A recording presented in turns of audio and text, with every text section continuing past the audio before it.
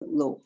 De novo, a inglês, facilitar toda a comunicação e todos que precisarem da tradução, ali embaixo, na barrinha do Zoom, a bolinha tem interpretação, vocês escolhem o português para facilitar, né, o entendimento do que vai ser falado. Tá bom? Então, podemos começar, Land? Can we restart? Continue, Land. It's okay? Yeah, it's all right, Vera. Okay. It's all set. Thank you so much. Thank you for your consideration, also to my grades. It's a pleasure to be here again. So continue to speak a little bit about our program. This is a first info session that we try to explain to students that are interested in registering in our course. And then after that, whenever I finish here, Professor Hendrik and Professor Mitroshinovic will explain the methodology, explain the program itself, and then I will ask people from our program, from PROARQ, and also other students that are from different universities can also register.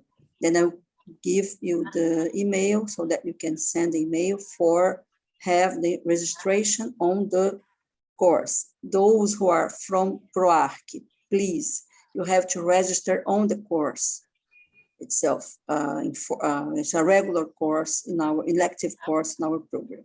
So that's a little bit explanation about that, and then you're gonna go to, the content itself. Remember that one thing is important to understand. You're gonna have this first info session, then you're gonna have a second info session with students that are registered, and then, but the course itself, the intensive course, the schedule is August 22 through August 29. It's a 1 week very intensively. So it's a completely different system that our traditional courses. I mean, you're gonna start now, then you have May, and then in August, you're gonna have the intensive. So it's a kind of different, but I have 3 credits, 45 hours. So it's very important to understand the whole, need to make the right moves for registration. Well, after that, please, I will ask Hendrik to introduce himself and also to explain our studio. Please, Hendrik. Okay, maybe I start also and share my screen. Just give me a second. So I hope we have no more technical hiccups. So can you see my screen? Yes. Okay. Yes. So good afternoon and good morning to everybody. So I'm very happy that I now can talk to all of you. And I will just tell you a little bit about the background, how this whole initiative came about. And then Mitroshinovic will take over and say more about the details of how we run these workshops, which we basically all together develop with Mitroshinovic, Vera, and myself. Maybe just 2 or 3 words about myself. So I'm teaching in Hong Kong. I live in Hong Kong for 16 years. Originally, I'm from Germany. And currently, I take care for our School of Architecture as a director, and particularly teach in the field of urban design and also urban studies. So very similar to the work also that Mitroshinovic is doing, and also I believe Vera. So I just go ahead now because I think like we have parallel translation, right? Okay, so basically I explain a little bit how did the Global Studio start. When we built up a new urban design program in CHK in 2012, we already had as one course option an international workshop and study trip that we organized for all the students every year to take them abroad and work with different universities. And I believe that Miodrag at Parsons, and he can also share about this, has very similar arrangements, and I don't know exactly for Vera, but we felt particularly for learning about cities, urban cultures, different approaches to cities, understanding also the different cultures, even in your own city, because many people in your own city might come from different countries also, right? For all this is so important that we, and particularly also our students, but we were also students at some point, right? That we can travel and see the world, and through that have a much better understanding. So in our pedagogical approach, in our design program, but also where I studied before, those field trips always were very, very important. Now, this particular initiative started in the following way, that basically I got to know Miodrag at a conference. He was speaking in Hong Kong, related to a new book he was preparing also, or that became then a book on public space in the, at that time we say Pearl River Delta, now it's Greater Bay Area, the southern part of mainland China. And we got to know each other, and we felt we all have quite similar interests, and we started to think about how we can work together. At that time, no pandemic yet. So we did it as we did in the past, right? We people would fly over with all the students and come to us in this case, or we move somewhere, or many universities do this. In this case, Miodrag to his students to Hong Kong and the Greater Bay Area. At that time, just a kind of new bridge was built between Macau and Hong Kong, which is actually quite interesting in this context, because Macau was a Portuguese colony and Hong Kong was the British English speaking, right? And the new bridge, and of course, all in the kind of Chinese context. And it was great opportunity to see Miodrag and his students and host them in our university. And when we were then planning our next field trip in summer, we were thinking like, why not we are going to New York and see basically Miodrag's team, right? Miodrag again, and continue also the same conversation about public space issues and urban transformations and so on. So indeed, we were very lucky that at that time we could still travel. You see, this is 2019.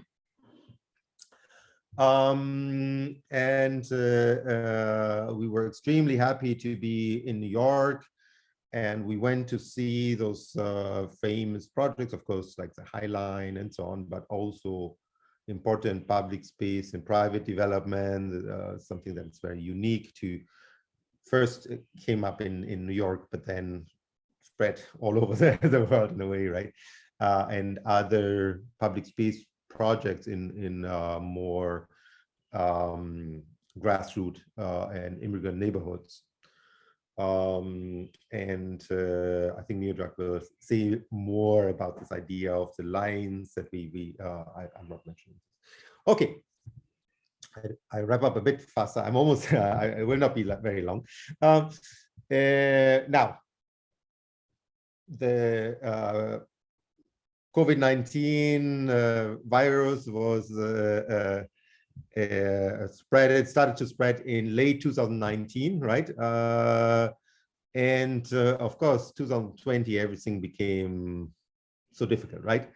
One thing we did in that period to answer to this was to build up an initiative we called A Year Without Public Space under the COVID-19 pandemic.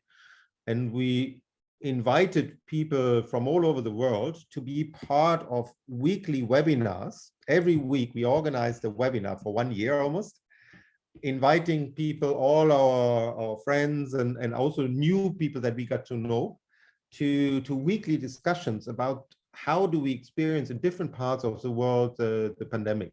It was together with the Journal of Public Space, but many universities and individuals, but also other stakeholders, artists and so on, participated in this. And we had basically participants from 80 countries in these discussions, and 6 continents. In this context also, we were also thinking, oh, what does this mean also for teaching in the pandemic, in this kind of new condition? And also, of course, many of the things that we were referring to were these kind of sustainable development goals that also are an opportunity for all of us internationally to work together, because we all are somehow linked to United Nations and UN Habitat, but also to rethink all those ideas about equality and sustainable cities and so on, and see them now, basically, how they changed with this kind of new situation of the pandemic. Now, the question how to, one question that became very essential in the pandemic, but I think it's for a long while there, is inequality. And I think probably I've never been to Brazil, but I'm sure, I mean, Hong Kong, New York has a lot of inequality, but I'm sure Brazil also, from the little I know, right? And what happened under the pandemic, that of course people, the virus doesn't choose if somebody's rich or poor. However, the impact, how way you live, if you have to go to particular, if you have a job where you can work from home or not, and so on and so on, all this makes a big difference. And we saw that the virus actually highlighted even more like health inequalities or existing social spatial inequalities became even worse. No? So, and that was the same like in US, in mainland China, in Hong Kong, and probably, I'm sure, also in Brazil. And Miodrag's work also already before, and also what we were looking at was very much linked to the ideas of inclusion, infrastructures of inclusion, which is Miodrag edited a beautiful book, Designing Infrastructures for Inclusion. And that became, that was interestingly already our topic before, but then with the pandemic, it even became so much more important, we felt, right? And then I'm sure Miodrag can say more about this. So I'll leave a little bit of time for translation. Okay, almost at the end. Now, then of course, it's the question, how do we organize a global studio in the age of pandemics, right? Now, our idea was that instead of just kind of complaining and saying like, oh, it's all difficult and we cannot travel, and we felt like we have to be at the top of the curve. We have to see like, oh, can this be a moment of innovation, of working differently together? Can this also be even an advantage? For example, the fact that we have now a group of students joining from Brazil, from New York, right? And also here from Hong Kong. Many of our students, some of them are at the moment in mainland China. We all can be here together, right? And globalization anyways there, corporations and so on, that anyway affect our culture and so on. But this is a tool we all can work together, and it costs basically nothing, right? We can be all in the same space now. So we felt like, oh, how can we innovate in the situation? Usually we study at CHK like this, right? We are sitting on the street, we are talking with residents and so on. That's how we teach about cities. Well, very difficult. However, we felt like, oh, our view to the world is more like this Hitchcock movie, I don't know if you know about the Hitchcock movie. It's basically from the rear window. The whole movie is about the main James Stewart having actually an injury, and I think a broken leg or something, and he looks out of the rear window into the world, right? And many of us, we might I sit at home at the moment, right? I think Vera sits at home, right? Many me also, I guess. How we can study from there the world, right? Is kind of interesting. So and then of course Zoom help us, but also Team, other platforms. Now, almost at the end, but one thing I find very interesting is, so we try to have certain kind of features in the workshop and try to test out how can we make this experience interesting. So one thing was that we learned from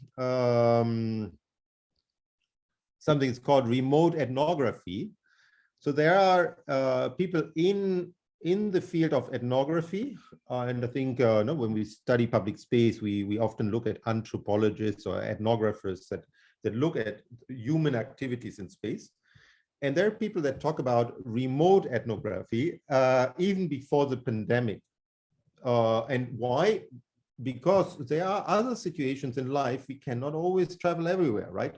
Think about Fukushima in Japan, right? A catastrophe, even maybe with radiation, or flooding, a war zone, all those kind of special situations where we want to know what's happening very deep down in the community and really understand what are the local issues, but we cannot travel there or not everywhere, right?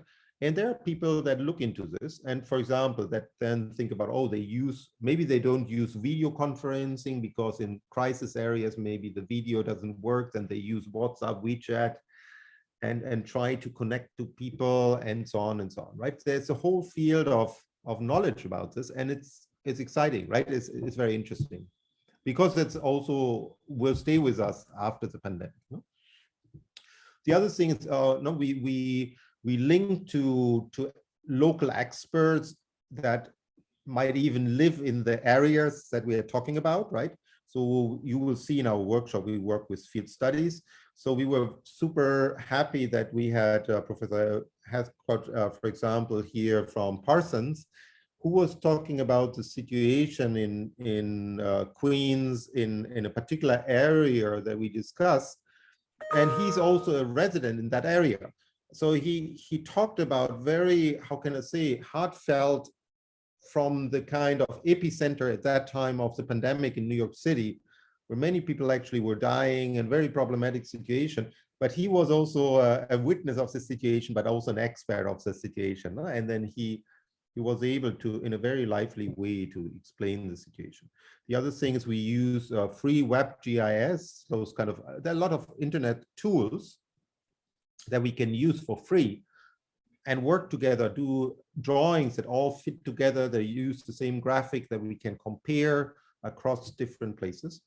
And also we were thinking to connect to frontline workers, like social workers and so on, those people that we usually work with that are at the front line and really report from there, right? So that you can get a much more interesting also experience because we all, when we plan for different cities, we don't want to just make a drawing and then download it and land somewhere in a neighborhood. We are all probably very critical about that, right? So how can we get really people from frontline reporting for us? And the other thing is we also use things, we made films and then shared live screening or videos from sites and so on. So we try to develop, and I hope with all of you, we can further innovate that. There might be other tools that we can use to make working across different time zones and boundaries more effective. And many of you, maybe when you work in profession, Hong Kong has a lot of offices like Arrow, and so on. They have part of the office sitting in New York, part of the office sitting in Hong Kong or somewhere else, and they work together every day. So what you see here, this kind of strange hiccups that we have with translation and so on. That's not something is only for a strange, like fun exercise. That's many offices work like this every day, right?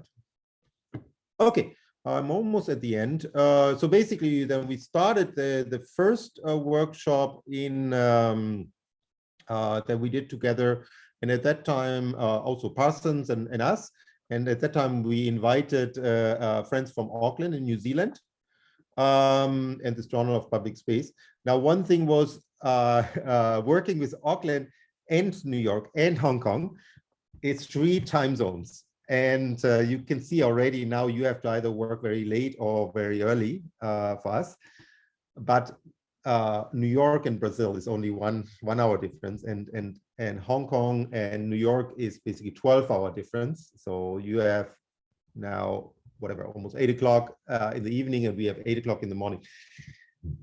It's kind of okay, yeah. But if you have a third partner somewhere in the middle or somewhere, it just becomes logistically really a bit tough. So we thought like, okay. And then of course we felt like to have a partner from the global south, bringing also in terms of topics of inclusion, all those kind of issues. And also, actually, I got to know Vera in New York when we were there, right? That we felt this is an amazing thing. And now it's so difficult to fly everywhere, right? But then with Zoom, we can actually do this, right? Okay, that's basically from my part. So it started in the last year. We had the first collaboration with then New York and Rio de Janeiro and Hong Kong in this format. And for this year, we plan to just go deeper and use similar topics and so on, and just kind of refine our work and let you experience this and work with you all together. So I stop here and give the word to Miroslav.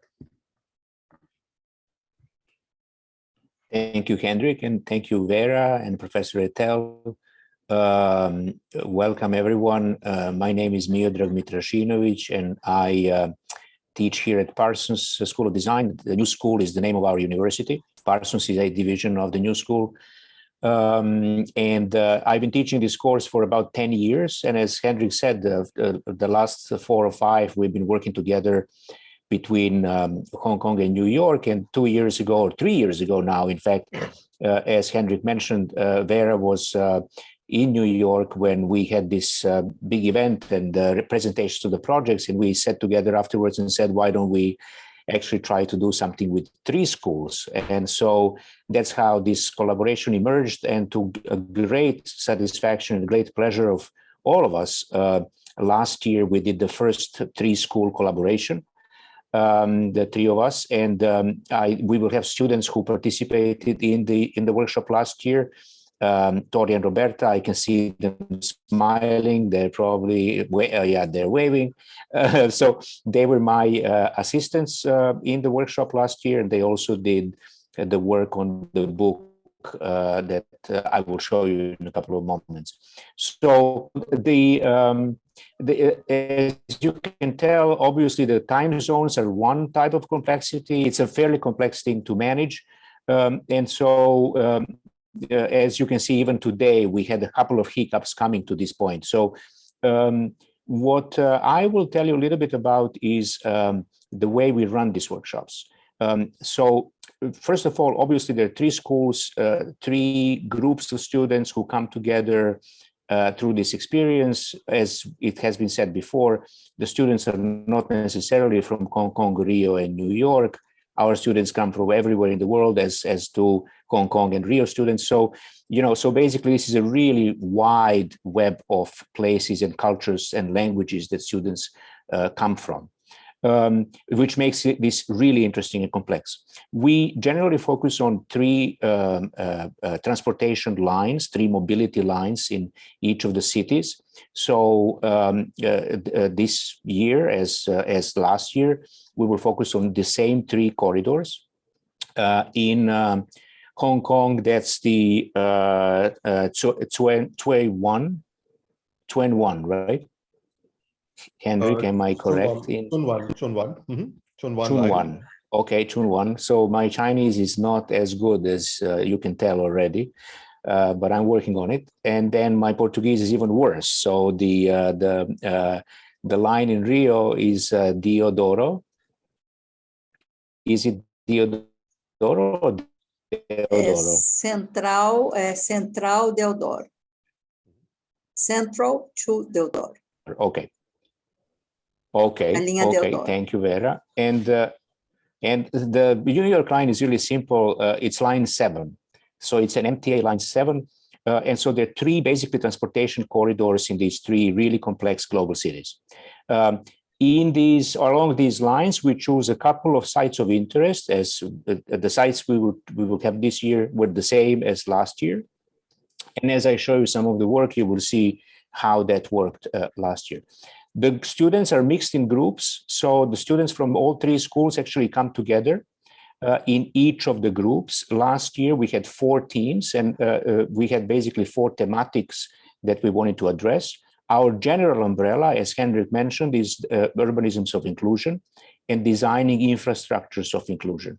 And through the workshop and before, we'll share the material with you so you will understand what we mean by infrastructures of inclusion. But basically, just to say, they are spatial, social, and material infrastructures that bring people together, not only to sustain themselves under the conditions of crisis and pandemic, as we saw in Henrik's presentation, and so on and so forth, economic crisis and so on, but also to transform their communities and societies towards a more democratic and more inclusive situation. So let me show you, maybe I should start sharing my screen. Hold on just 1 second, bear with me.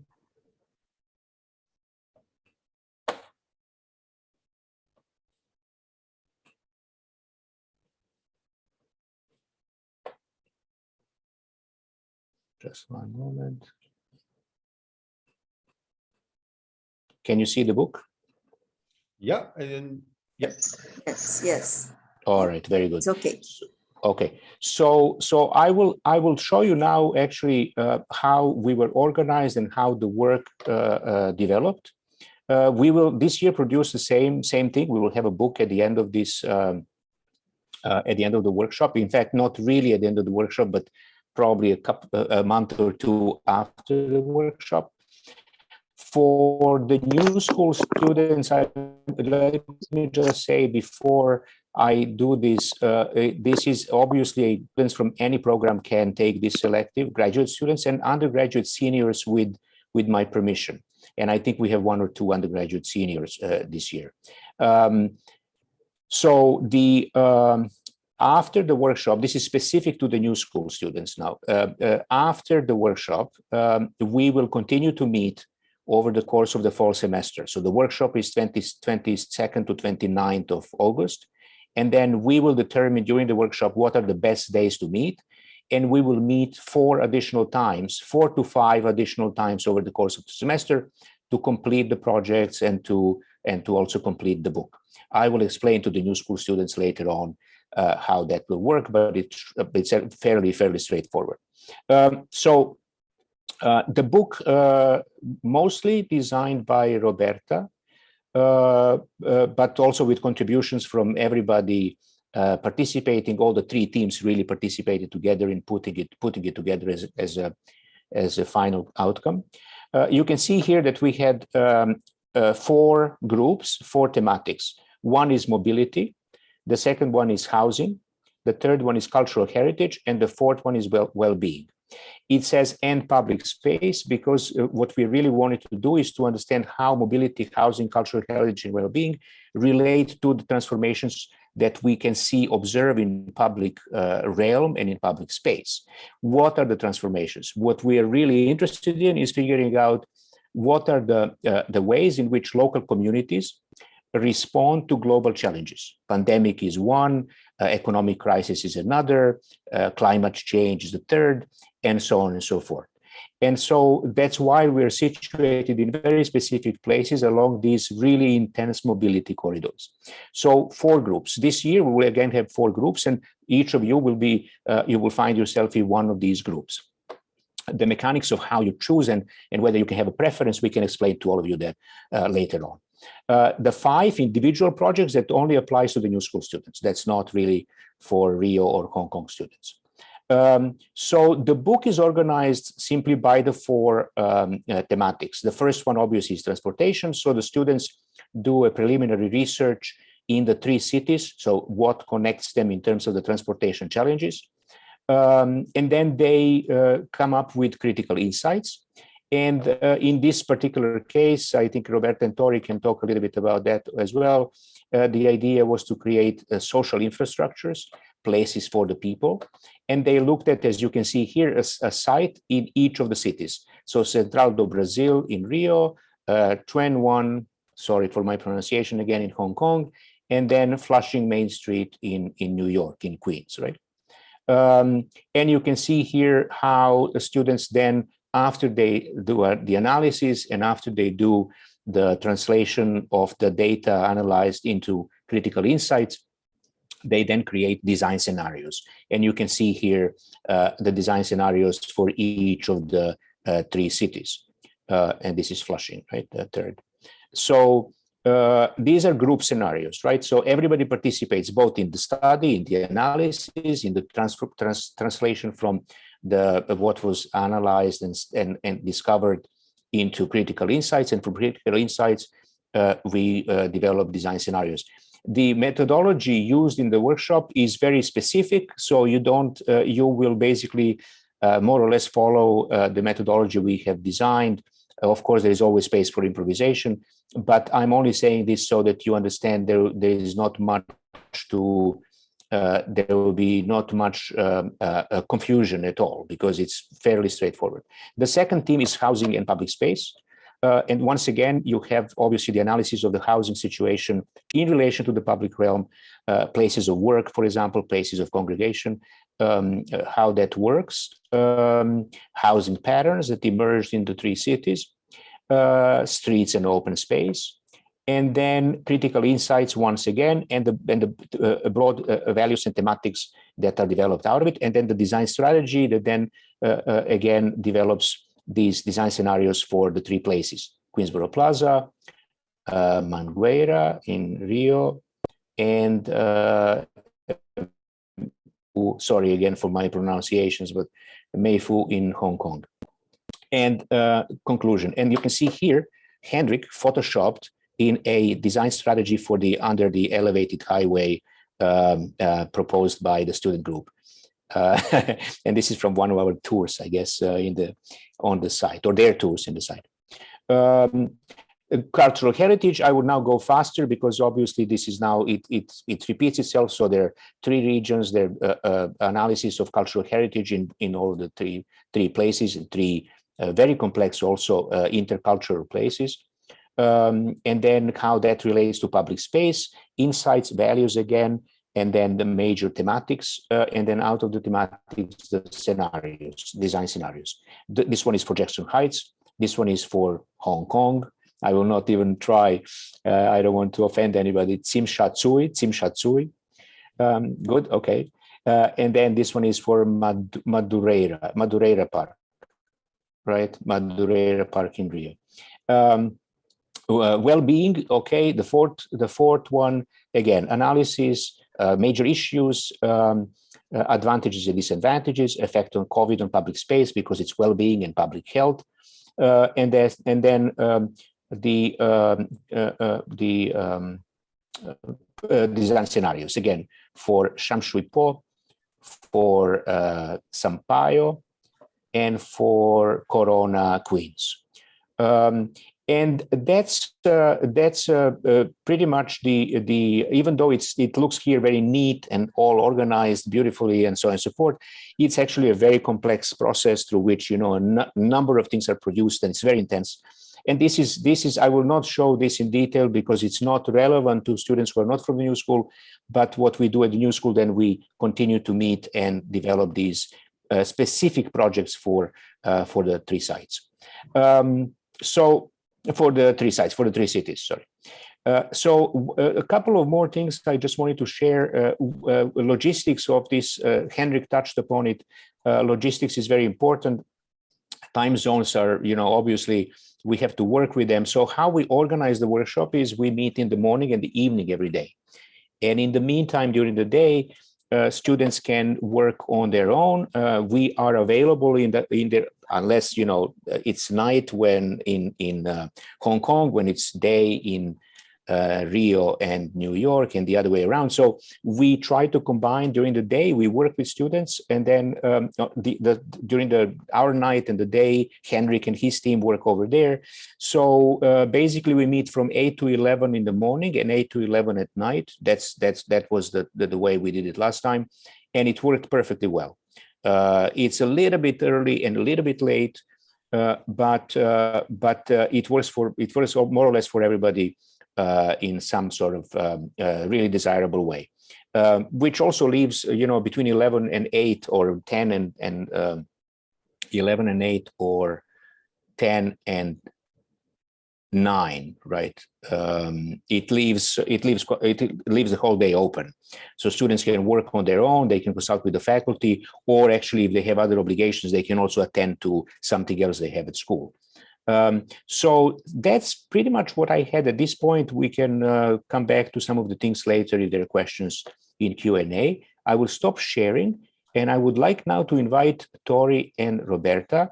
Thank you, Tori and Roberta, for your patience to share with us a little bit of their work, the videos that they have prepared for the last workshop last summer. We're working on it. They are working on it for the new one for this year, or in addition to the old one. And then I think there will be 2 students from Hong Kong and the 2 students from Rio following, also explaining a little bit about their own experiences and the work they produced during the workshop. So I will stop sharing. And so Roberta and Tori.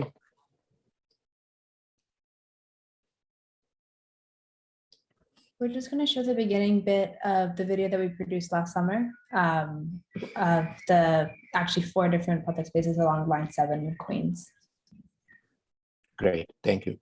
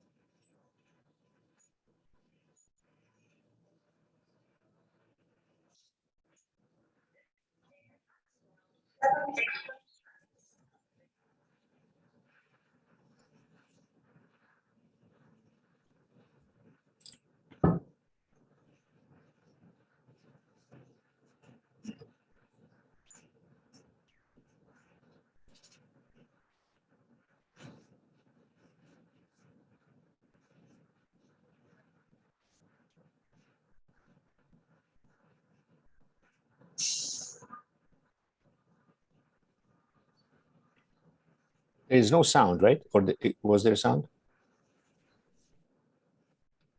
I think the only sound is just the noise sound.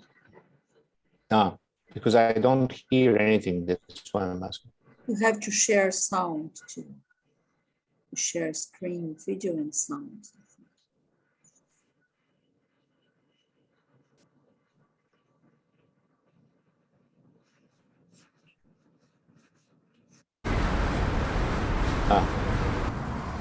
Okay, cool.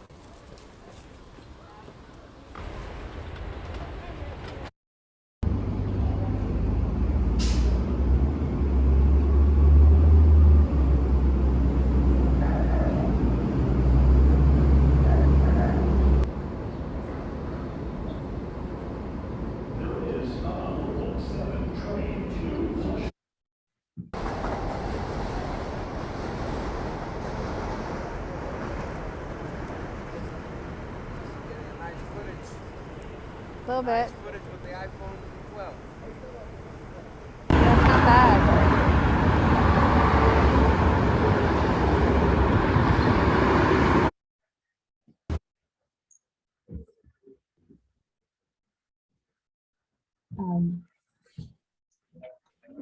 Mitra, do you want you. to say some things about it, or?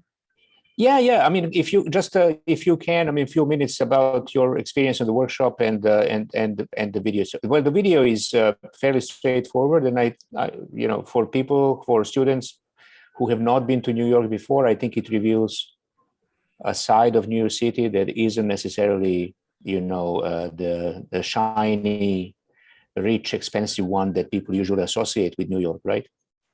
Absolutely. Yeah, I think to speak to some of the experience of being in the workshop, I mean, I will say we went out and we did the video, and it was a really good opportunity for us to just sort of take some time too, knowing what the thematics and some of the vantage points coming into the global studies program was going to be, and just sort of go along line 7 to just sort of consider these things. The last little bit was actually the beginning of a 2-hour walking tour that somebody who lives in near Corona Plaza ended up taking us on. But you start to see, like a lot of sort of different infrastructures, sort of the aging transportation, the busy lines. Sort of line 7 is they sort of call it also the Immigrant Express. There's a huge amount of different type of communities that live in the area, and so one of the things that I brought up in consideration in the public spaces was just sort of how creating public spaces that are going to have large populations of overlapping communities that exist in the same neighborhoods as well, and some of the questions that come up in those type of proposals. And then in terms of doing the global studies, it was, all of us sort of came from the cities that we were from, and then are looking at the cities that we are now investigating. And a part of that sort of comes with these sort of assumptions that you have, like, and the different, like everybody sort of also has their own sort of approach and their way of being able to sort of consider what is interesting or worthwhile or investigating in their own spaces, and that sort of created a really rich and interesting dialogue as well, because you're going to have differing points of views.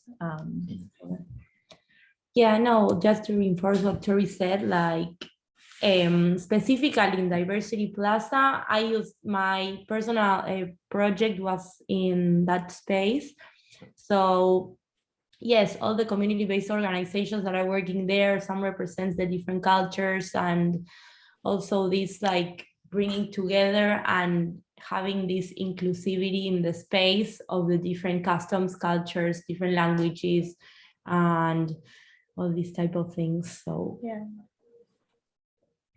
Thank you both. Yes, it's one of the, if not the one of the most diverse areas in the United States, in the number of languages and different cultures and religions, and it's basically really, when it crosses into Queens, very much a working class neighborhoods all the way until it ends, and the number of languages also is absolutely incredible. So every stop along the way is a different kind of community, different language, very often also different faith, and so on and so forth. So it's an extremely diverse neighborhood, and some parts of it were the hardest hit by the COVID pandemic, precisely because of the well-being, the existing public health crisis, but also because of the lack of resources and the lack of medical attention, and so on and so forth. And so this thing was very interesting that you mentioned at the end, learning from each other and looking at the places where you actually live and work together with peers who are elsewhere and who are living and working in Hong Kong or Rio, or even elsewhere in Brazil, because last time it wasn't only Rio. Say a little bit more about that, about the communication and about the dynamics of the group. Yeah. I mean, I think in our group, I was working in the group 1. And so with regards to New York City, for example, we were looking in Flushing, which is a predominantly Chinese community in Queens. And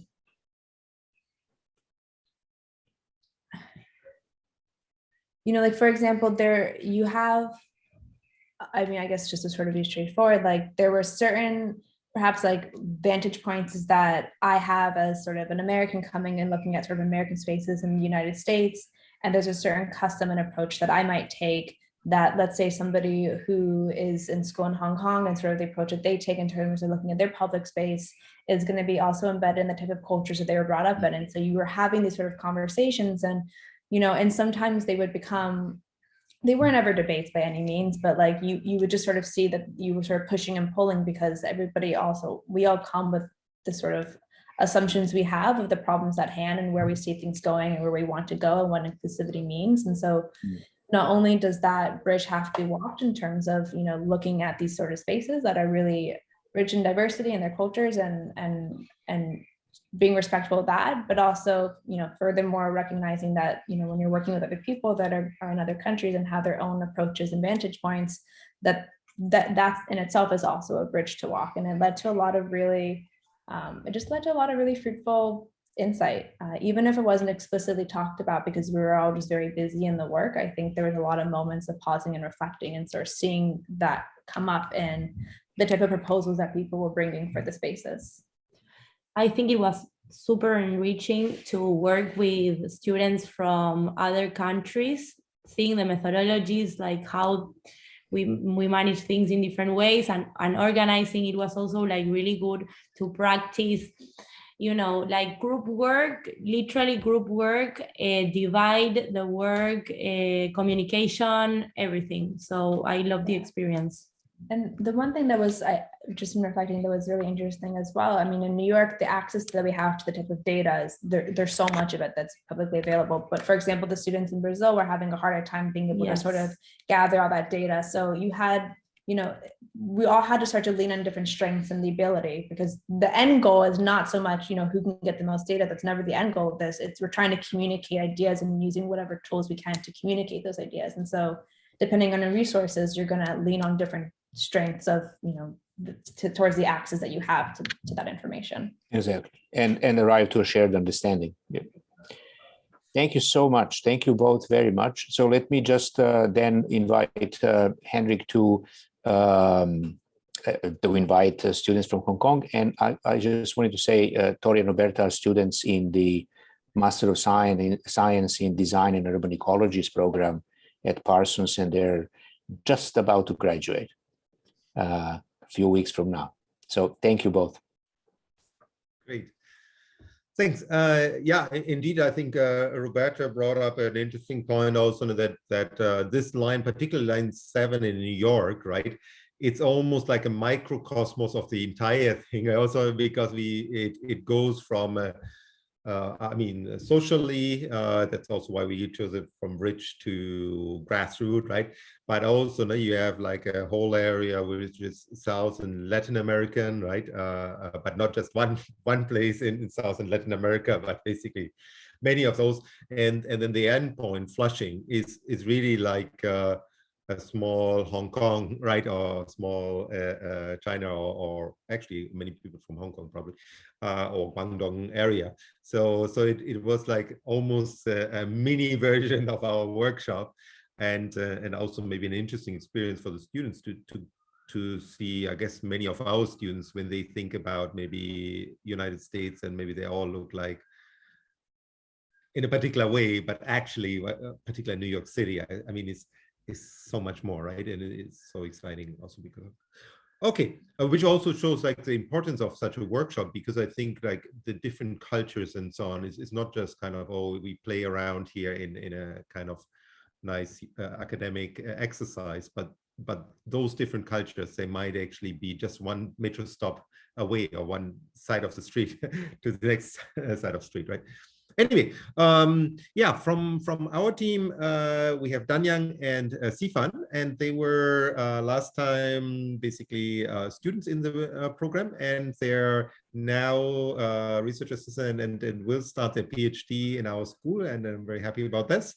And they both very enthusiastically immediately said like, well, they're come today, but also they want to support the workshop later, as far as I understand. So it's just great. So maybe I just kind of give the word to you. Mm-hmm. Yeah, thanks, Hank. Let me just share our screen. Can you see that? Yep. Yes. Mm-hmm. Okay. Okay, hi everyone, I'm Danyang. I'm Span. We are so happy today to share with you with our experience from last year's international workshop, as we really missed this impressive experience, and we all hope you will also enjoy it. Well, I think many of you may be curious about what is the project we like in this workshop. So we are going to use our own projects last year to be an example, and most importantly, share our feelings and experience and what we have learned from this process. So I will start by the introduction, a briefly introduction of the workflow of the entire project and lead you through each components of this process, and then concludes with the key reflections. Well, at the time we were in the group of the well-being and public space, and here I give credit to our very lovely teammates who are the other two from Hong Kong and two from New York, who are basically from public policy backgrounds, and another design students from Rio. And in terms of the time management, as Hendrik and Mildred has mentioned, actually, except for the lectures in the beginning, the real working days for us is only 4.5 days to produce our insights specifically to the topic and developing design scenario in a big team. And my feeling is that it's now the point that how much work we can produce, how nice the work is. The point is to learn how to manage our time in a cross-zone team and enjoying the exchanging of ideas, cultures, and always doing the communication. Yeah, and here is the first phase of the workshop, which is the research phase called Lexicon and Metrics. And at the time, we experienced a virtual tour with lots of photos, videos, and literature collected by our teaching staff and also by ourselves. And at that time, we happened to find a very effective way, that is to use the Google Street View. as our teammates shared the screen with the Google Street Views and told us the stories of every corner of that site. And that was quite interesting because maybe for a local, something may be very normal, but for your teammates from another country, maybe they will find lots of inspiring points. And we studied well-being, so we collected data for a deeper research. And the key was to find the similarities and the differences. For example, we could see the age distribution was quite different in the 3 sites, while all of these sites have a high proportion of the low income. And as our professor mentioned earlier, building a comparative framework is a very important point in this workshop. So in our cases, we compared the related facilities in the 3 sites by using very quick and simple methods of this mapping using the Google Map. And what I want to say here is that there was actually no complicated skills, and you can use every methods to show your points and illustrate your findings. So whether your graphics is beautiful is the least important. And after digesting all kinds of metrics we collected together, we set a specific goals for our design scenarios together with our groupmates from Rio and New School. And the most gained and valuable things for me, we experienced in this workshop is that we can exchange different background with students from different cultures, and we made a decision together and contribute different expertise into our project.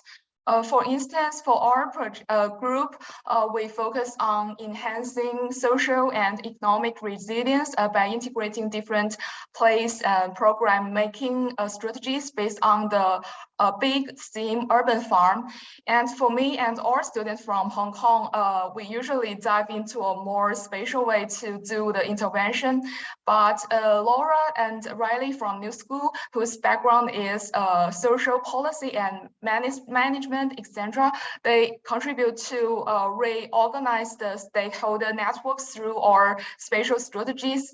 And that's an amazing point for our team. And it's also refreshed me to rethink about the socio-economic roles of placemaking and intervention. And one experience from us to make this workshop more let's say interesting and pleasant is that we broke our students from different schools to different sites all the time. For instance, for the Corona site in the US, a US student was taking charge of the spatial strategies, and she also shared the local context to the other students in the group. And one Hong Kong teammate was doing the event making, and is same to the real site and Hong Kong site. So that's a really good chance for us to learn other cultures and contexts. And as the reflection of this workshop, let's see, for me, the biggest lesson is teamwork, collaboration, and leadership. The biggest challenges for us is how to collaborate with students with different backgrounds, and also we faced a 12-hour time difference.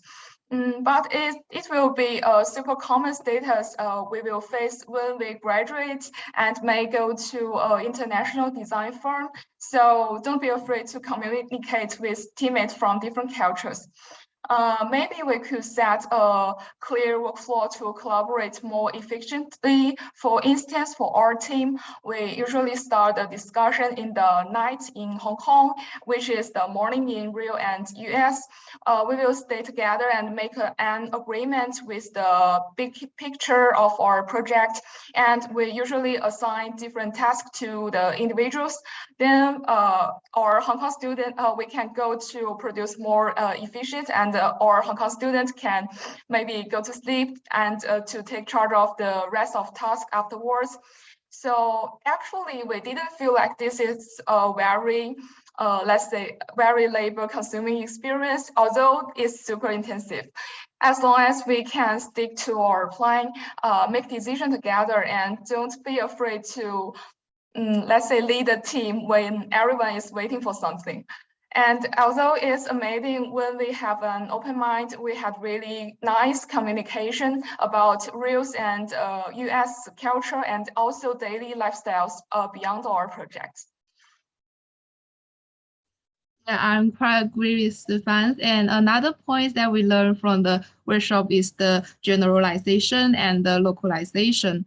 So working with groupmates from different cities helped you realize the common issues in different contexts. And probably that's the topic with the significance of generalization. Because when I was a design student, also I always come across a problem that whether a case study is referable, because sometimes issues in a district is important while maybe in another district is not so prominent, right? So during the workshop, while you are discussing with your teammates from another country, maybe you will find, oh, actually there's the common grounds, but at the same time, you will see and catch the subtle differences in different contexts. So I think that was very interesting, and design with different contexts also challenge us to develop a flexible and actionable guidelines that really fits the locals' need. All in all, paying attention to the generalization and localization is a very important skill, not only in your design career, but also maybe in your research career. As now I'm working as a research assistant, I always need to find a topic, a research topic with the significance of generalization, because they add values to my papers, right?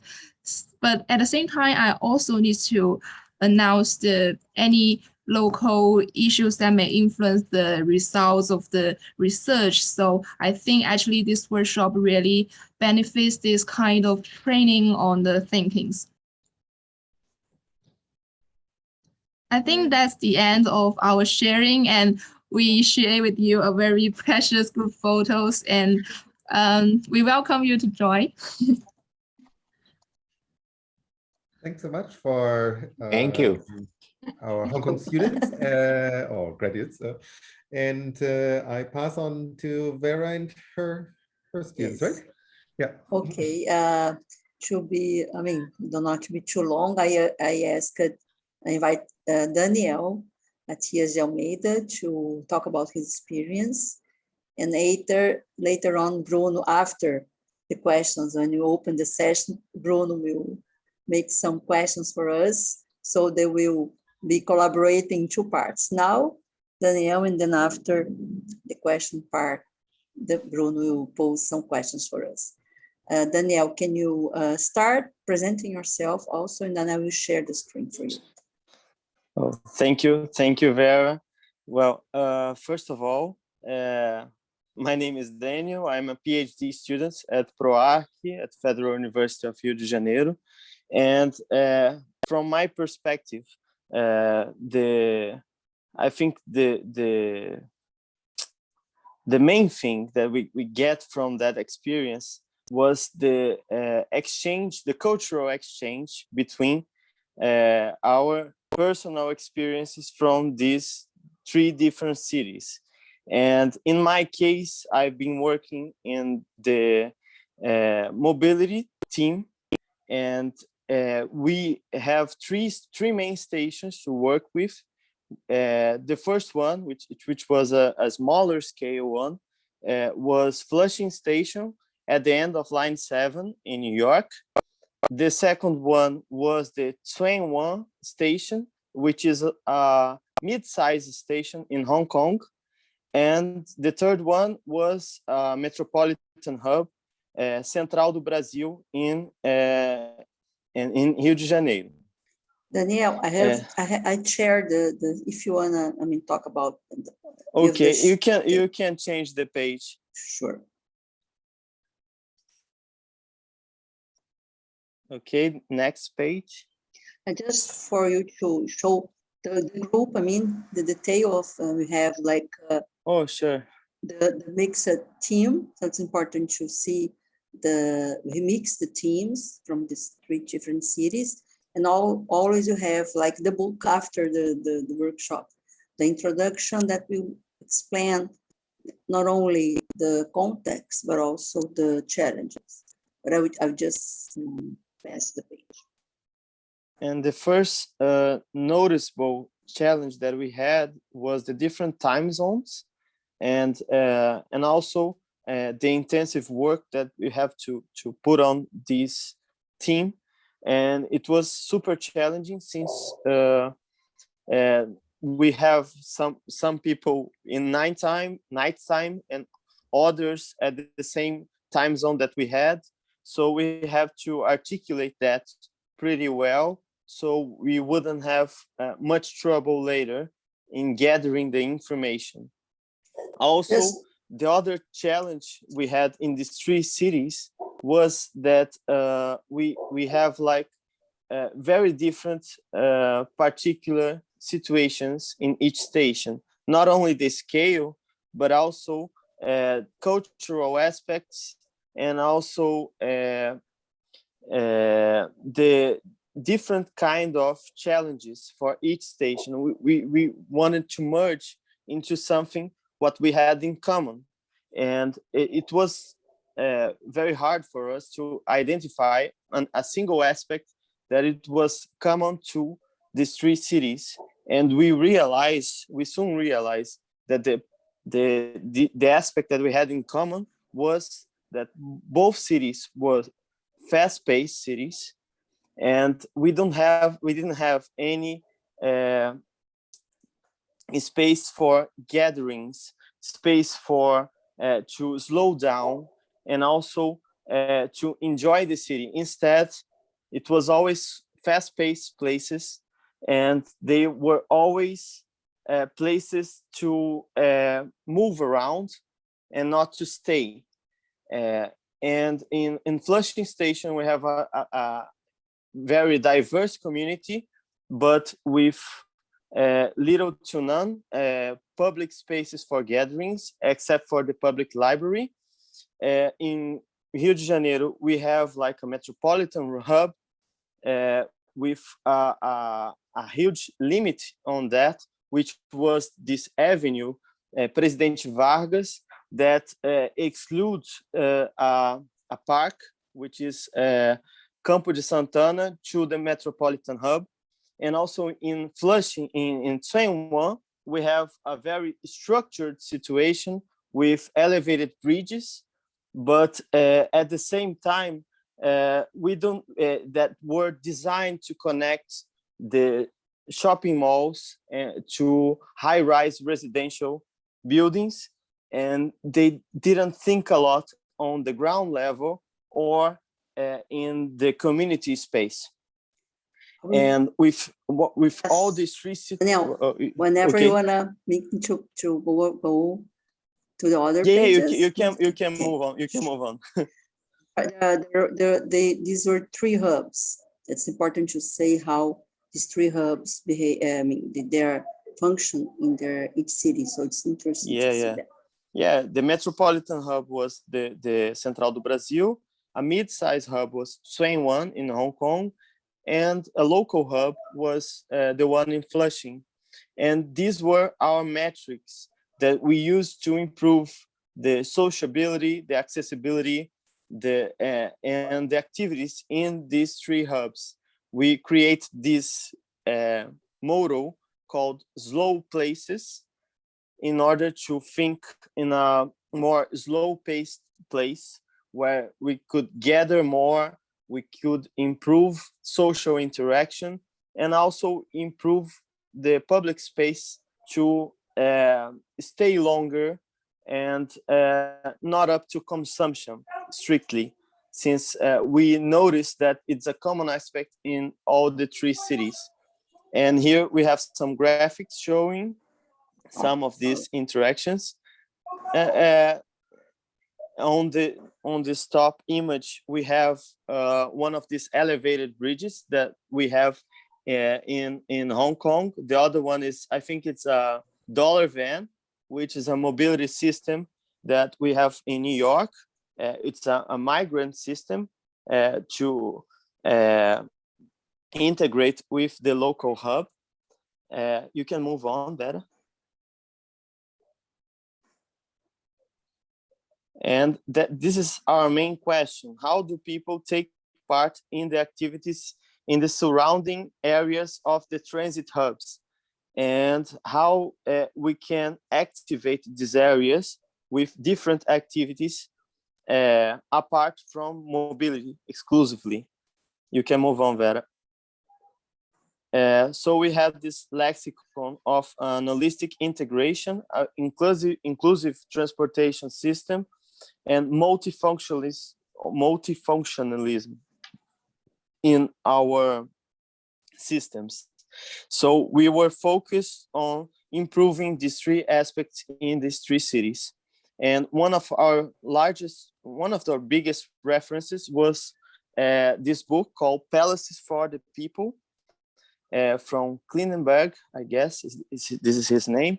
And it's very interesting the way that we need to think public spaces in places for, as places for gatherings, as places to social cohesion and social integration, instead of just places to mobility or to consumption, but also to live our lives, to make social interaction.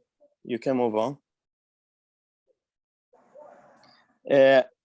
The first image we have here is Central do Brasil, and our main idea was to create a huge plaza in front of the Central do Brasil station, connecting to the other systems, such as the subway and also the intercity bus station on the back of the station, to create places where people can do some gatherings, some cultural activities, and also to integrate with the public park on the other side of Presidente Vargas Avenue. A place for resting and social interaction. In 21, we noticed that the ground level wasn't as designed as the upper level bridges to connect to this building. So we wanted instead to improve these ground level places, also to slow down the streets and create some vitality to the footbridges that connect the buildings with the station and also to the shopping malls. And in Flushing, we wanted to create opportunities to social congregation, also planting trees, because there is a huge lack of trees on this area, and improving the thermal comfort in the public spaces. So these are some pictures that shows some of the problems. In Central do Brasil, we have a lot of barriers along the public spaces, so we wanted to remove all of it, and also to improve the quality of the public space, so we can create a place to other activities. You can change. Okay, this is the situation in 21, where we were improving the crossings with some, so we could make more pedestrianized areas, and also improve the social gathering situation in the ground level, which is somewhat affected by the way the public investment is done in Hong Kong, where they invest a lot in the footbridges, and the ground level, it's somewhat underprivileged. You can move on. Now you can see the footbridges, and the main aspect of the footbridge is that you have the retailers in these places, but you don't have places for resting or places for gathering. And this creates a situation where you only privilege the consumption culture and not the social gatherings, not the social interactions between the people that circulate around this area. You can move on. Yeah, this is Flushing Station.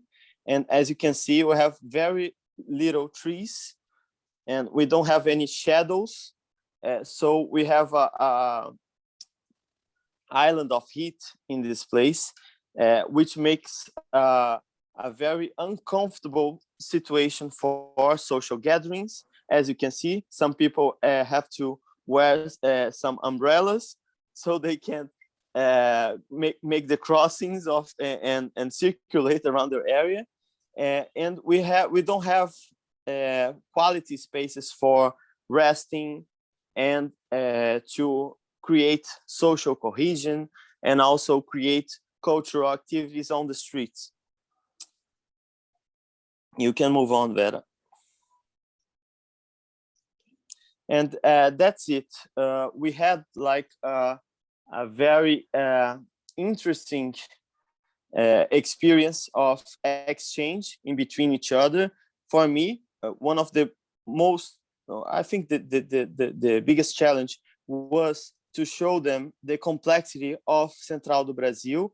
For me, it's very easier to understand it's a metropolitan hub with huge challenges, but for them, it's a completely alien situation where we had to show every aspect, every single aspect, so they could understand how is the crossings, how is the systems of transportation, the formal and the informal ones, and how this place works on a daily basis.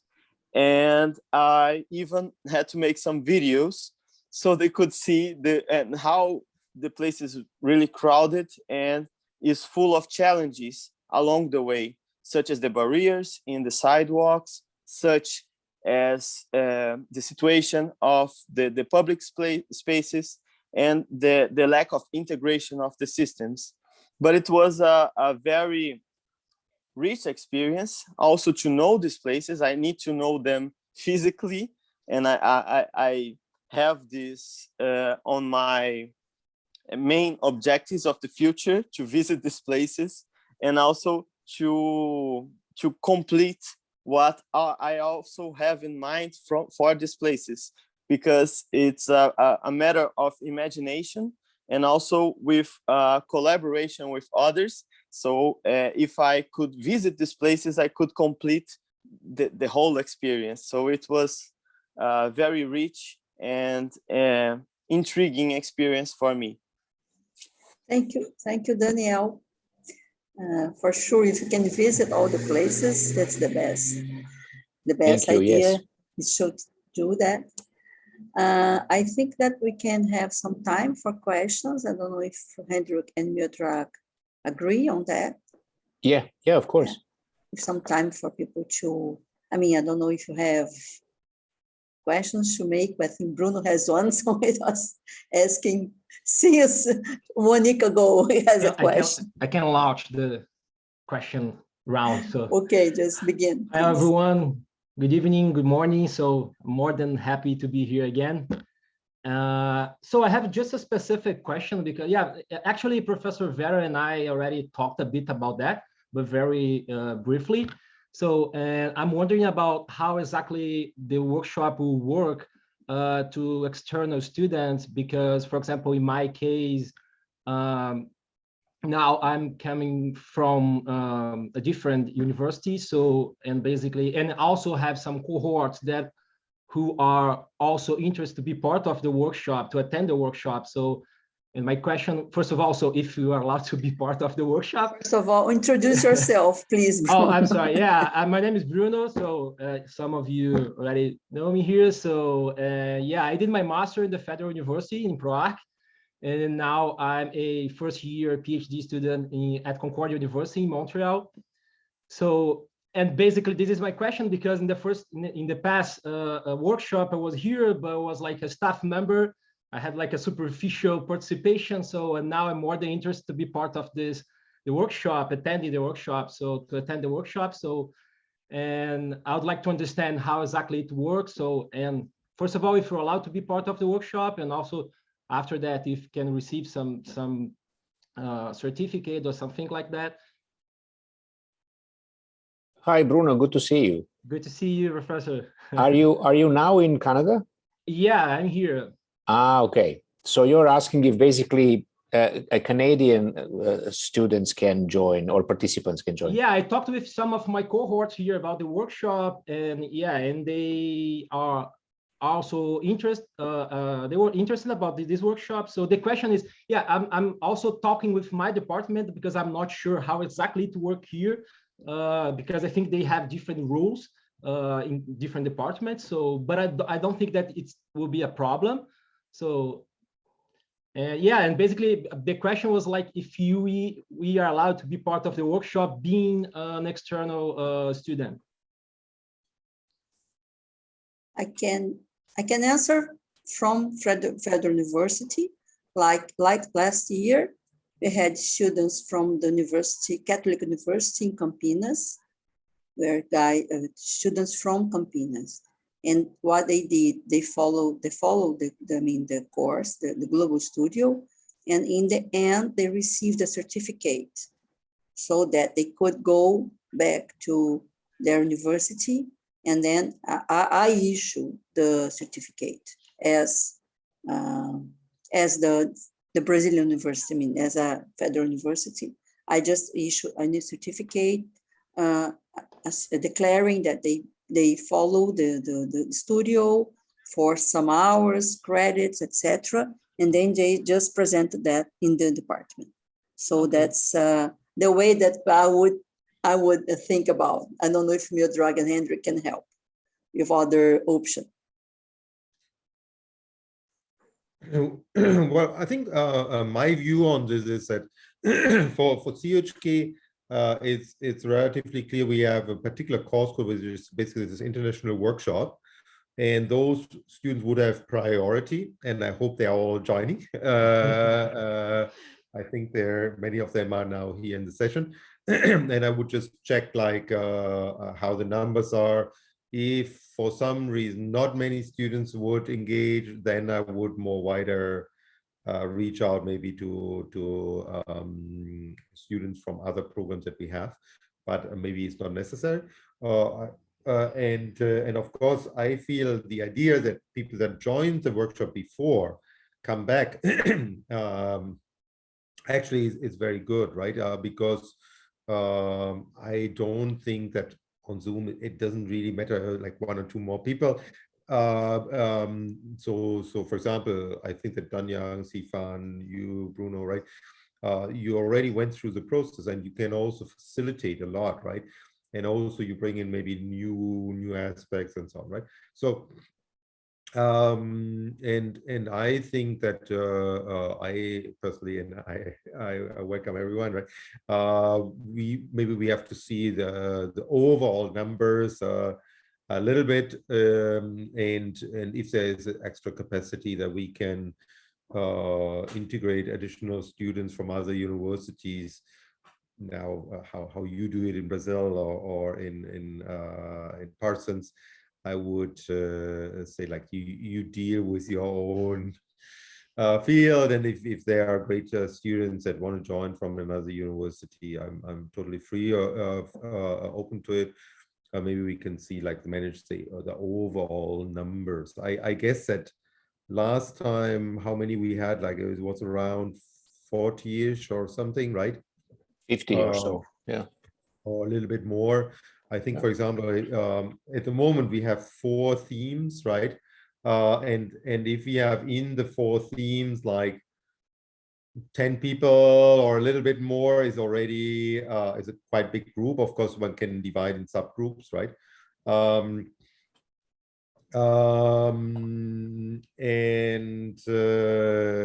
When we have much more groups, it becomes a problem, because if we have those midterm reviews and final reviews, then it's a little bit complicated, right? And also the coordination for us of taking care for people and so on. So I think it's more about the overall experience, where I would say if it goes into way higher numbers, right, then we have to organizationally, then we have to see how we break it down into maybe more groups or something. But then also the other thing is also the numbers between the different institutions, right? So I think last time we had around 16 from us, and so I think if we have like, and I don't know, I assume maximum we would have maybe 21 students if all join and 2 teaching assistant. But not all might maybe join. So I assume maybe we will be somewhere between 16 and 20-ish or something, right? And I think like if we have a quite somehow similar numbers from the other institutions, we can also really facilitate that people from different universities really work together and not just kind of stick together, because that's really, that might be more efficient, but it doesn't really help the whole idea, right? The whole idea is like, even if it's difficult and it needs coordination and different languages and all this complicated, but this is exactly what this is about, right? And so we need to kind of see a little bit those. But otherwise, I personally, I don't have any problem if you include other. I would just leave it to the Brazil team to do, and the New York team. Yeah. I agree with everything. I think next year, Bruno, we can potentially talk about involving then the team from Montreal. You're in Montreal, right? Yeah. Yeah, I'm in Montreal. Yeah. So so that would be, and Concordia University is really wonderful. So we can discuss eventually how we can organize that properly. That would be nice. But yeah, but this time around, I think I agree with everything Vera and Hendrik already said. And just to add one thing, I mean, I unfortunately I have no way of, or we have no way of issuing certificates. So so that's unfortunately not possible. But it will be wonderful to see you and to have you with us. Yeah. Okay, understand. Thank you very much. I'm telling that we are going to issue certificates because our coordinator, Ethel, is here. So she is the boss. So she's there. So I say yes. I say yes. Yes. So maybe you can do that like a collaborator, external student. Okay. But yes, let's see. We are waiting for people from our university to enroll, to really register, so that we can see how many students we're going to have from our university and also from Hong Kong and from Parsons. So that's going to be arranging in May. In May, I can just give a spoil. On May, we're going to have a second info session.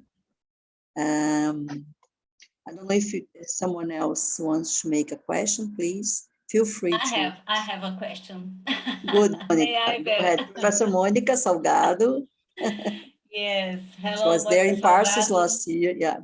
Yes, hi, Mildred. Nice to see you. Well, no, just a little. I think it's very interesting to see this presentation from Daniel, from Sifa and Daniel and Roberta. But I would like to know, how did you choose those 3 specific stations? Why did you choose these specific stations and what they have in common to be comparable? I did not know if that was your intention, but how did you do to choose these specific stations? Thank you.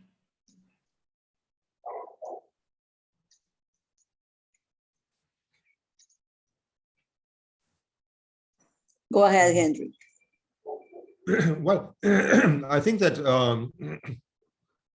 one thing was that, of course, we wanted to have a certain kind of spectrum of themes, right, that we found relevant and interesting to explore and timely. And also, I think with the decision of choosing particular lines, right, we saw the potential to see also a spectrum of social and spatial conditions along lines, right? And then we were thinking, like, how can we somehow, and how could they interestingly match with the themes and also with the other places, right? So I know the conditions better in Hong Kong and New York because I never was in Brazil. I have to confess, and I haven't been to Rio. But so the lines that we pick, right, each time go basically from the financial center, right, from a kind of global financial big center and so on, to this kind of immigrant, low-income neighborhoods, and that is, I think, true for all three lines in all three cities, right? And if we talk about inclusion, right, it was quite important, because actually many people that might actually deliver services somehow, no, for those kind of central locations, but also often we only know the central areas, for example, from other cities, but we rarely come to those. But then there were certain kind of things, like, for example, we felt because of COVID, health was a very important thing. Mobility, of course, because we look at infrastructure also, right? We felt that housing is an important, interesting point in terms of course, inclusion, like affordability and housing. Of course, we say housing, but of course, how basically housing is linked to infrastructure and jobs and all those kind of things. Yes, okay. And I think that I think, for example, also each city has something maybe interesting to offer, right? Like, for example, Hong Kong has a very interesting public housing system and so on, that is kind of, maybe if you don't know it, maybe it might be interesting for you to see, right? Or it has certain kind of public space situations, like the multi-level city, which also highlight and so on. You have those kind of things, but also we have those kind of street markets, which you have probably in all three cities and so on, right? There's certain kind of things you can easily compare. And but in the conversations, then, for example, Vera was, because Vera also works, I think, a lot on heritage, right? And then we were also thinking, like, we didn't have that as an original topic, I think, in New York and in Hong Kong, but of course it is also important here. And then that gave inspiration to say, well, oh, maybe we really also include that as a fourth topic, because it is indeed quite important also for Hong Kong and so on. And it helps us maybe to read also heritage through this input from Brazil, for example, which is kind of very interesting then, right? So, and then there was a kind of certain matchmaking, and sometimes it works a little bit better and sometimes a little bit less. However, it's always difficult to say what works or what not, because sometimes if things are different and unexpected, it also raises kind of interesting questions often, right? So some are very obvious, kind of CVD or something, okay, very similar, right? But some are maybe not similar, but then actually interesting. Oh, I never thought about this aspect and so on, because I put those things together. Sorry, very long, very Mira and Vera. No, perfect. Also, Okay. Peter, right? Yeah. We wanted hubs. We decided for hubs, and also we are not exactly comparing. We are doing parallel. So it's we're comparing the issues, but not specific the places. So I think it provides us a very good idea to think about. But thank you for particularly this criteria from the low-income housing to the central part of the cities. Yeah. This was a huge criteria. Okay, thank you so much. Thank you for the question, Monica. Now we have a hand from Peter. Go ahead, Peter. Hi, I have a question. First of all, I want to thank Vera for the invitation. I'm going to be serving as a guest professor during the studio. And it just occurred to me that it's going to be some sort of nostalgic ride for me, since I've lived in New York, Rio, of course. And I haven't been to Hong Kong, but I lived in Seoul for a year. So I think this all will be very reminding of me for very exciting times that I spend in these places. I am not sure if Hendrik and Mildred are familiar with the Now Institute. They were held by the UCLA for about 10 years. and now they are, I believe, in PROARQ. They're hosted by a good friend of mine, Lisan. And they sort of have a similar motivation of taking a global city, in their case is just one, and running these challenges. And of course, they spend a whole year doing that, and because of the complexity of these situations that you bring up. And I think that brings that to my question, and I guess that's to Miodrag. This is a very, of course, is a completely different format, and I would assume that the methodology needs to be, of course, it has to be different, because you cannot go, you don't have the available time and to go through that insane amount of data. So you sort of went through the methodology, and I wonder if you can expand that a little bit, and how do you tackle these issues in such a compressed format and still come up with some interesting results as we saw? Thank you, Peter. It's I can start, and then Vera and Henry can also contribute. Well,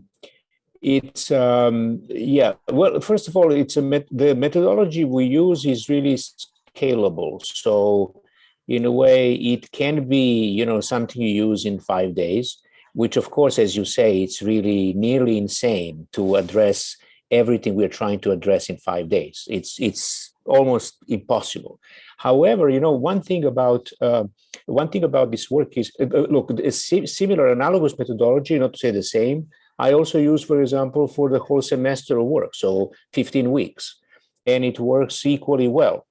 But what is really interesting is that sometimes actually what I like to do is run the first week of a 15-week semester this way. And there are, it's just a truism, I think, that you discover when you are really pressed with time and you have a firm deadline and you have to deliver. Adrenaline rush and all of that. Everybody, who has ever been in a studio knows what I mean. You are pushed to deliver something that you may not be able to even conceive of in a 15-week semester, or even in a year of research. That doesn't mean it's precise. It doesn't mean it's true. It doesn't mean that you can go ahead then and implement it after the 5 days of work. Not at all. But it gives you first impressions.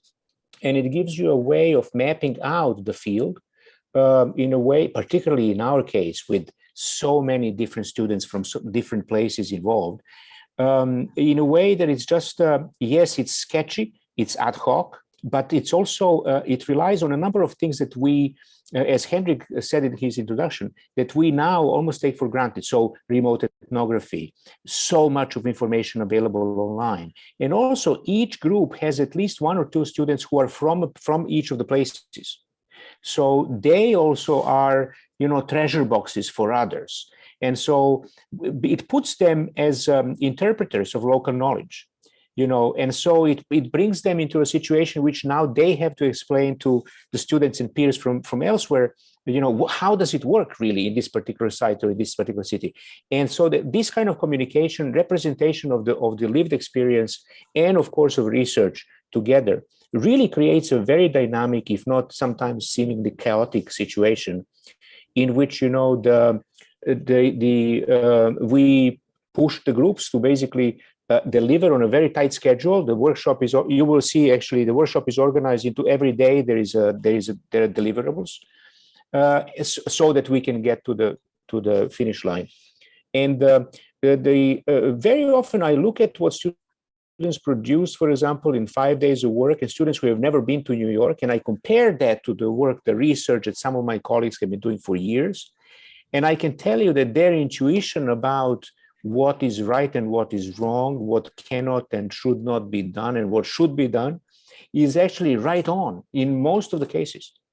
So they don't have the details, they don't have the local knowledge, but I mean, once we go through values and the systems of beliefs that we insist on during the workshop, they actually order it right. Again, as I said, nobody would jump into implementing something you come up with, after 5 days, unless you are, I assume, in some very specific situation in life, like a war zone or something. But it's something we do as an exercise, and it develops dispositions, it develops certain attitudes, and I think it develops the capability of really thinking on the run. Mm-hmm. I would yes. I would just say a little bit. I think our focus, Peter and everyone, is not the final product itself, but the learning process that is the result of that experience. Much more of the product is the process itself, and mainly the learning one. So I think we are learning also with the workshop, and they were learning from the students.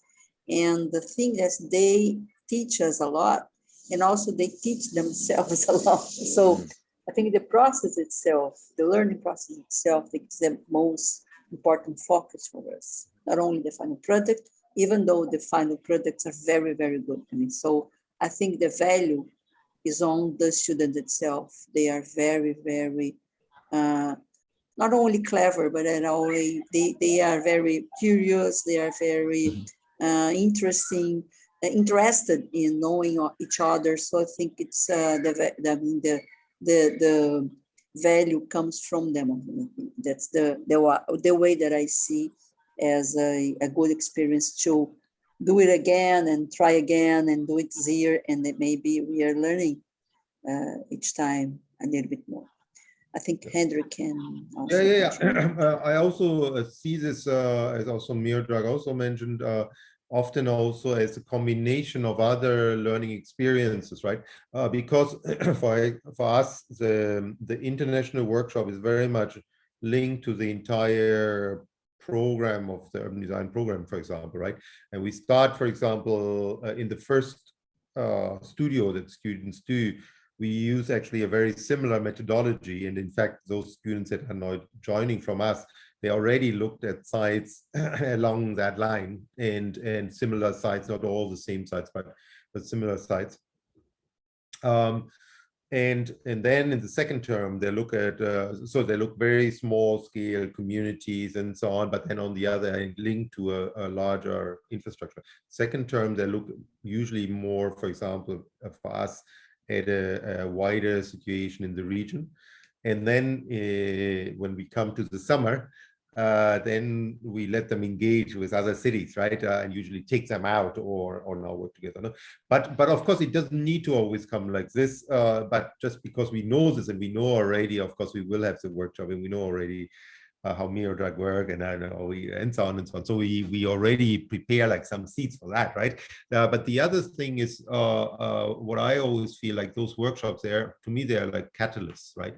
Where many things are happening, and as Miodrag says, like many of those observations are actually quite interesting. And the fact to me is maybe more to ask the right questions, or be kind of taken and kind of shaken and say like, oh, are these the questions, or did you forget something? What's the maybe hierarchy of things and so on? And then often we come back, right? Like now we run the workshop again and so on, right? And work on something over longer time. But those catalysts, I think, are extremely effective, particularly if you can combine it within a longer term thesis projects or studios, or even sometimes PhDs maybe, right? Yeah. So I see that combined, and then some of the people that are involved, some work very deeply with it, some just come in first time and have this kind of fresh look, right? Can I just add just one more thing, because Peter now made me think about the purpose of life, but some existential questions I'm pondering now. But I just wanted to say what is really interesting, also an aspect of this, is that at least speaking for the new school, many of the students who join this course actually do not study design. And so, opening up the design process, the process of designing collectively, collaboratively, and so on and so forth, and teaching students how to go through it step by step, demystifying the process of designing is, I think, also super important, at least for me and for the work here at Parsons and the New School, is very, very important. And in this workshop, we have students who are, going to be coming from a number of different disciplines. The group from the New School always has 5, 6, 7 different disciplines involved, different majors, right? As students said, as Dan Young and Sifan said, I mean, students from design and management, students from business, students from public policy, and so on and so forth. And what is really interesting to me, and has always been, is that when they come to see, say, a design studio of any kind, architecture or any design studio is usually mystified. So there's no space for them to enter. And, the so-called interdisciplinary collaborations, they're never really open to the actual process of designing. They're always external too, and so to design itself. And so what is really interesting is, and that's the reason why this methodology, I think, at least for me, works, is, and it has worked for us, I believe, as for the workshop. The reason why is because it also allows others who do not have background in design to actually participate in the process of designing on equal footing. And that's very important. It democratizes designing, in fact, it also demythologizes it, but it opens it up. And that's, I think, very, very important, an important experience, both for those who are studying design and those who are non-design majors. Thank you, Miodrag and Hendrik. It was very telling. Thanks. And thank you for the question. We are coming to the end because it's kind of getting late here in Rio. And also in the end, we have a Spotify list of musics that represent our studios. So be prepared to that. And also a jam session with Hendrik, Miodrag, and Alex playing the guitar. So in the end, we have a party. Yes, hello, they Alex. Play very Good well. to see you. So we can bring your. I have to say that I still listening the same Spotify list in my phone. yes. So that's how also music is something. It's a cultural exchange. So okay, accordion and also many guitars. Well, I would like to remember that you're gonna have a second info session, May 25. 10 a.m. Rio, 9 a.m. New York, and isn't it 9 p.m. Hong Kong? But we send you the right link, the right Zoom, and the right time. But just to know, and also the people that are like undergrad, like some people here are undergrad students, they want to register. I'm just, to be very simple, I'm just asking them not to give more work for the secretary in PROARQ. I'm just giving here my own mail. And for those undergrad in the School of Architecture, Urbanism, and UFRJ that wants to follow, please send me an email. I need the DRE, the registration code. You have to have an email, official email, institutional email, like that, so that you can have the access after for the drive, for our drive. And those who are in PROARQ students, they have to register in PROARQ or MPPP. I mean, you have two programs here, the Heritage and Design Master Program. Some students can come from this master specific Heritage and Design. And we have the PROARQ with master and PhD students also. So in PROARQ, you have these two programs, so people can register for the discipline, for the course itself.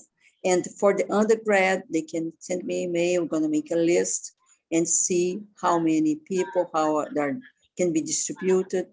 And then they're going to have a certificate in the end. It's not an official discipline from the undergrad, but it's a special discipline, a special course.